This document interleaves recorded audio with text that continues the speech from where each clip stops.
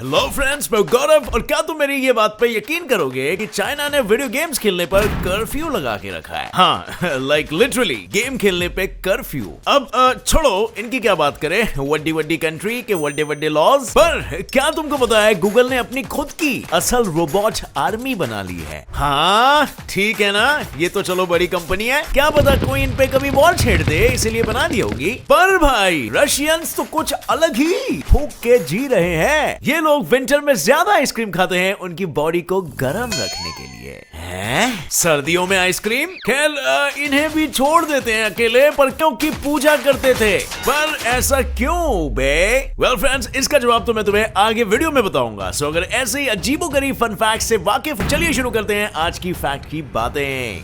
Number 1, game खेलने पर रोक। क्या तुम्हें पता है चाइना की गवर्नमेंट ने वीडियो गेम खेलने पे रेस्ट्रिक्शंस तो छोड़ो, कर्फ्यू ही लगा दिया है। हाँ सही सुन रहे हो, कर्फ्यू। भाई चाइना में 18 साल की उम्र से छोटे बच्चों को रात को 10 बजे से सुबह 8 बजे तक कोई भी वीडियो गेम का खेलना मना है। ये चाइनीज गवर्नमेंट का लॉ है। और इतना ही नहीं है, 18 साल से छोटे बच्चे वीकडेज में सिर्फ 1.5 घंटा यानी 90 मिनट्स ही गेम खेल सकते हैं, और वीकेंड्स में तो 3 घंटे से ज्यादा गेम नहीं खेल सकते हैं। अब तुम मुझे बताओ यार, क्या लगता है तुम्हें, ये गवर्नमेंट का अत्याचार है या फिर वहां की जनता की भलाई? Number 2, Google robot army. भाई गूगल वालों ने एक पूरी की पूरी रोबोट आर्मी ही खड़ी कर दी है ताकि वो लोग किसी भी सिचुएशन से बच सके। उनके पास सिर्फ एक ही टाइप के रोबोट्स नहीं है, बल्कि कई अलग अलग किस्म के रोबोट्स हैं। जैसे कि एटलस, जो कि एक ऐसा रोबोट है जो किसी भी रॉकी जगह पे चल सकता है। उसका भाई पेटमैन रोबोट, जो लाइक लिटरली कैलिस्थेनिक्स करता है, जैसे कि पुशअप्स मारना। और तो और इन्होंने तो जानवरों के भी रोबोट्स बना लिए हैं, जैसे कि चीता, जो सेन बोल से भी तेज भाग सकता है, और एक बिग डॉग रोबोट भी, जो अच्छा खासा वजन खुद पे उठा के घूम सकता है। पर 2017 में पैसों की तंगी की वजह से गूगल ने उनके इस नए रोबोटिक ब्रांच, इसका नाम था बॉस्टन डायनामिक्स, को सॉफ्टबैंक को बेच दिया था। नंबर 3, पैचअप कराने की निंजा टेक्निक। अब फ्रेंड्स इमेजिन करो कि तुम अपनी बीवी के साथ डाइवोर्स लेने कोर्ट जाते हो, और जज डाइवोर्स देने की जगह पे तुम दोनों को एक कोठरी में 6 हफ्तों के लिए बंद कर देने का आदेश दे देता है। तो वहां से निकलने के बाद भी तुम्हारा डाइवोर्स देने का मन होगा या नहीं?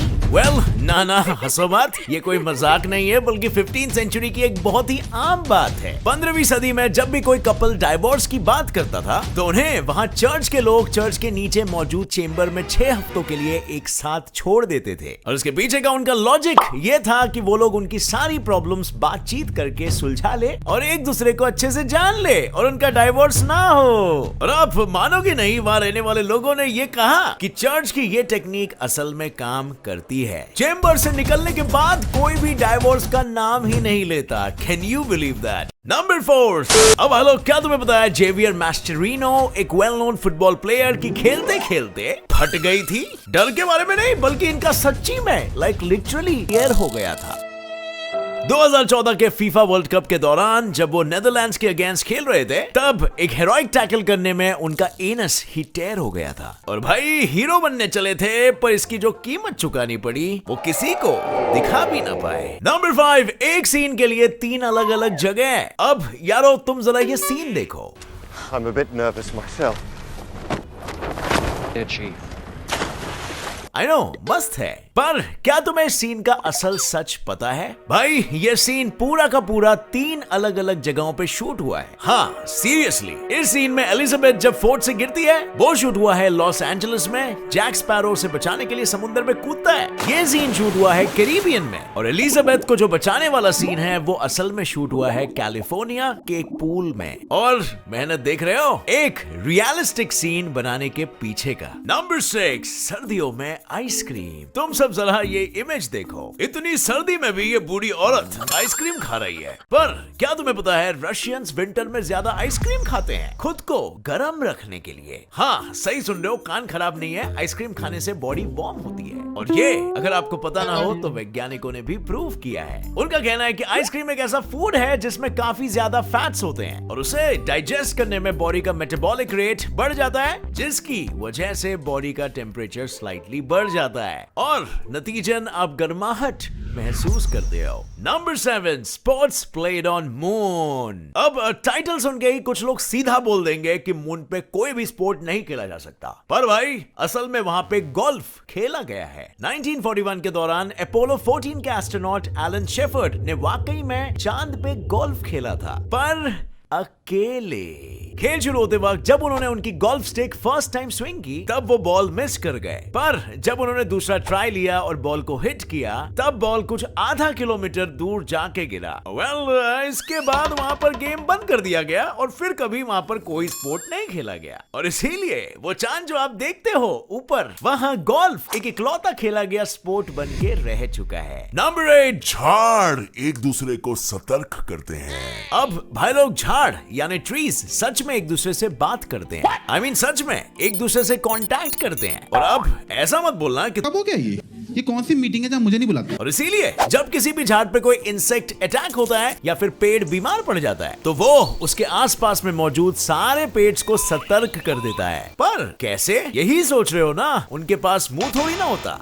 होता यह है कि जब किसी भी झाड़ को खतरा फील होता है तब वो उसके रूट्स से एक स्ट्रेस हार्मोन सॉइल में रिलीज कर देता है। और जैसे कि हमें ये पता है कि सारे ट्रीज सॉइल से ही न्यूट्रिएंट्स लेते हैं, न्यूट्रिएंट्स लेते टाइम जब उनको वो हार्मोन्स मिलते हैं तो वो सतर्क हो जाते हैं कि उन पे कोई डेंजर आ सकता है, और ऐसे होता है उनका एक दूसरे से कांटेक्ट। नंबर 9, गाय यानी काउस के बेस्टी। और एक बार सही सुन रहे हो, सिर्फ हमारे बेस्टीज नहीं होते बल्कि गाय यानी काउस के भी बेस्टीज होते हैं। और पता है अगर गायों को उनके बेस्टीज से अलग कर दिया जाए तो उनकी बॉडीज तो क्या, उनके बिहेवियर में भी काफी चेंजेस आ जाते हैं। और ये मैं ऐसी हवे हवे में बात नहीं कर रहा बल्कि कुछ वैज्ञानिकों ने मिलकर इसे प्रूव किया है। हर एक काउ के ग्रुप में सारी काउस किसी दूसरे काउ से बॉन्डेड होती है, और जब हम उनको उनके बेस्टीज के साथ रहने देते हैं तो उनका हार्ट रेट नॉर्मल रहता है। पर अगर हम उन्हें अलग कर देते हैं या फिर उन्हें किसी अनजान काउ के साथ रख देते हैं तब उनका हार्ट रेट इंक्रीज हो जाता है, उनके बॉडी में स्ट्रेस हार्मोन काफी इंक्रीज होने लगता है और नतीजन वो एग्रेसिव भी हो जाते हैं। Quite interesting,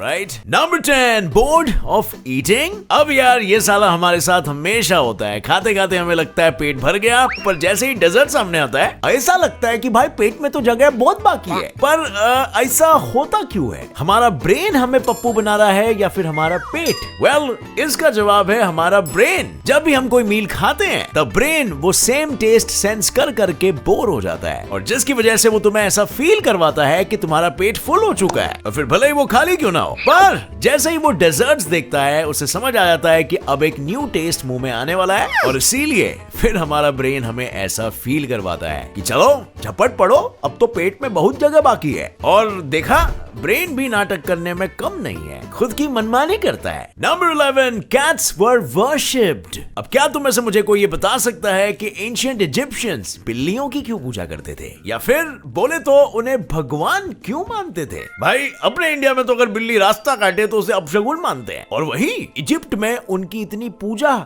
एकदम पैराडॉक्सिकल नहीं है क्या? इसके पीछे का सच ये है क्या?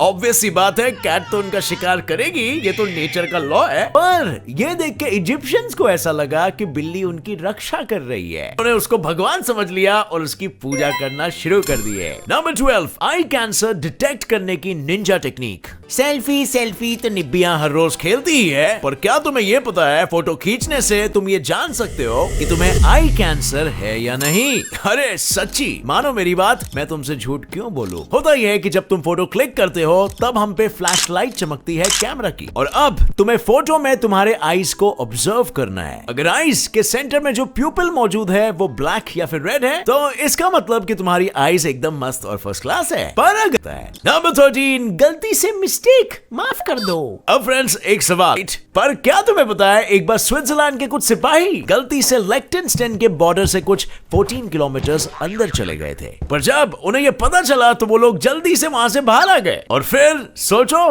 क्या हुआ होगा? भाई उन्होंने लिechtenstein को एक एपोलॉजी लेटर लिखा कि वो लोग गलती से अंदर आ गए थे, और ताजुब की बात तो ये है कि लिechtenstein ने इसका रिप्लाई भी दिया ये कहकर कि इट्स ओके, ऐसा होते रहता है। तो भाई लोग क्या बोलते हो, मजा आए नए फैक्ट्स को जानकर? अब जाने से पहले 1 मिनट, रिडल तो बाकी है मेरे दोस्त। क्वेश्चन स्क्रीन पर प्रकट किया जाए, ऐसी कौन सी शिप है जिसका कोई कैप्शन नहीं होता? इसका जवाब दोगे तुम नीचे कमेंट सेक्शन में। And rest you all know the drill. अगर वीडियो पसंद आई तो एक लाइक जरूर ठोकना, और नए हो इस चैनल पर तो अभी सब्सक्राइब बटन दबा दो और बेल आइकन को ऑन कर दो, ताकि आगे आने वाली ऐसे ही मजेदार और ज्ञानपूर्ण वीडियोस को आप कभी भी मिस ना करें। See you in another video, friends. Till then, as always, stay curious, keep learning, and keep growing. Jai Hind.